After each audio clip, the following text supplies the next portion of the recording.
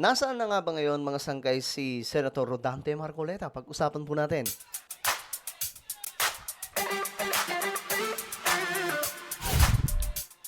Okay, nagiging usap-usapan ngayon mga sangkay ang tahimik na kapaligiran ng ating butihing senador na si Marcoleta, no?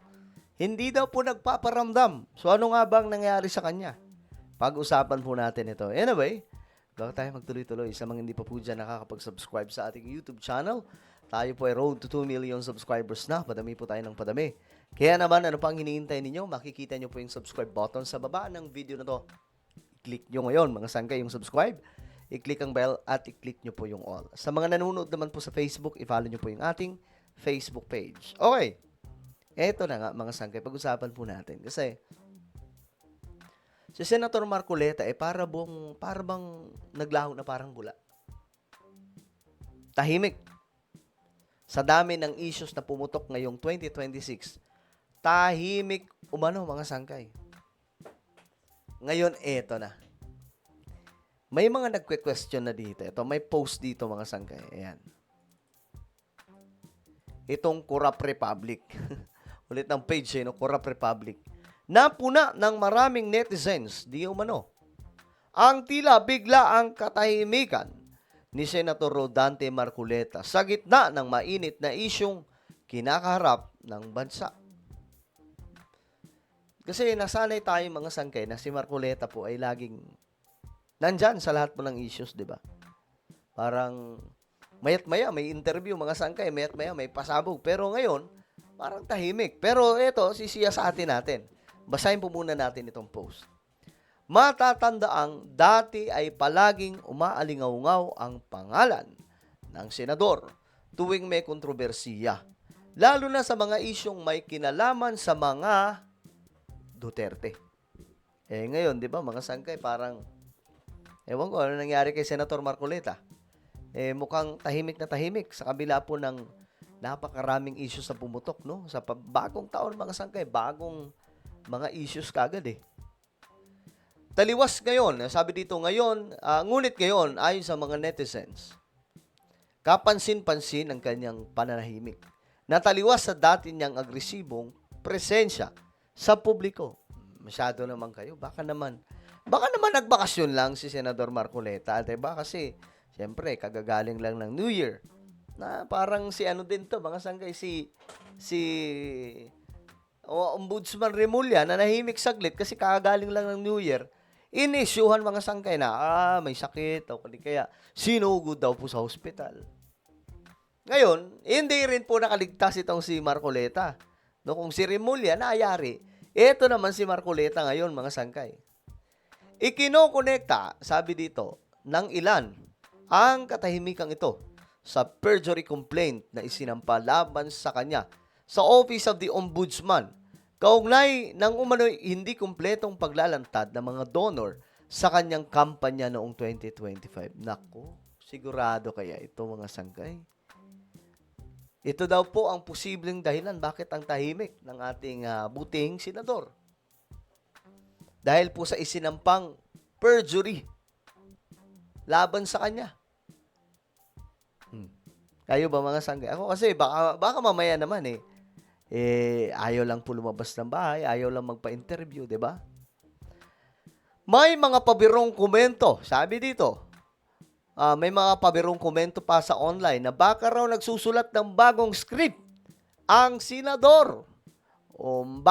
Matapos mabisto umano ang mga naunang issue tulad ng fake affidavits, peking saksi, at notary public, pati ang kontrobersyal na pangakong pababang singil, kuryente. Para sa netizens, ang tanong ngayon, tahimik ba siya dahil nag-iingat o dahil wala nang maisagot? Kayo nang sumagot, mga sangkay. Ano sa tingin nyo? Nananahimik ba si Marcoleta kasi nag-iingat siya sa kanyang, siyempre, senador siya, mga sangkay, kung mababahiran po yan, no? Kung masyadong mapupuruhan, mga sangkay, hindi na siya makakaulit, di ba? Ngayon, Ito yung ano ng netizens, mga sangkay, di ba may pangako din po siya na yung alin ba yun? Yung 2,000, pag umabot daw ng 2,000 na bill ng kuryente ng mga Pilipino ay hindi na dapat bayaran. Sa babayaran lamang po, pataas. Ewan ko, mga sangkay, kung matutuloy pa yan, marami pa naman ang natuwa nun, mga sangkay, di ba? Pero ito, magbasa po tayo ng mga komento. Maganda to. Ito. Ganyan ang matalino kapag walang saysay sinasabi, tumatahimik. Tatahimik lang. Pero kung kinakailangan, doon mo makikita ang tapang at talino.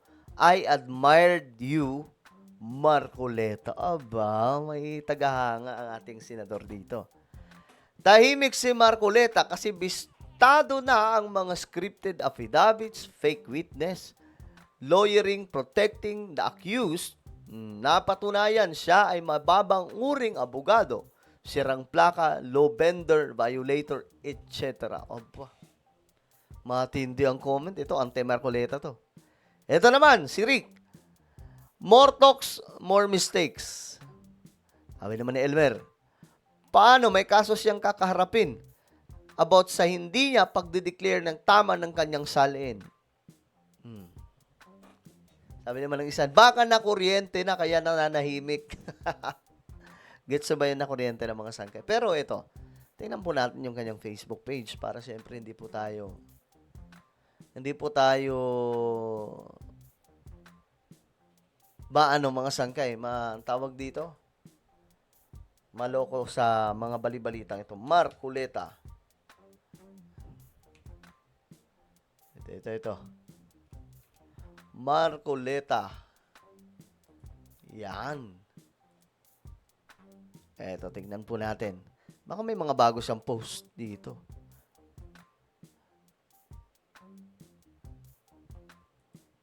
Ay, eto may ano siya. January 3 mga sangkay. Meron siyang post. January 3. Pero ang petsa ngayon is January 7. About ito sa kuryente ulit. To January 1, meron din po siyang post. December 29, matuto tayo sa mga multo ng kahapon. Ito po yung mga post niya, mga sangkay. Pero, yun na nga, ito na. Wala po siyang post sa mga nakaraang mga araw. Nasaan si Marcoleta? Totoo kaya, mga sangkay, na nag-iingat na po si Marcoleta ngayon dahil po sa isinampang kaso sa kanya. Kahit anong gawin niya, sabi naman ni Marmar dito, kahit anong gawin niya, walang saysay dahil nasa posisyon ang kalaban. Mas mabuti pang manahimik ka na lang. Pero kayo mga sangkay, ano ang tingin niyo dito? Bakit kaya ang tahimik na Marcoleta sa mga issues na kinakaharap ngayon? Comment down below ang inyong mga opinion, mga sangkay. Meron po tayong YouTube channel, Sangkay Revelation. Hanapin niyo po ito sa YouTube ngayon din. Kapag nakita nyo na, i-click nyo po yung subscribe, i-click ang bell, at i-click nyo po yung all. Ako na po ay magpapaalam. Mag-iingat pong lahat. God bless everyone.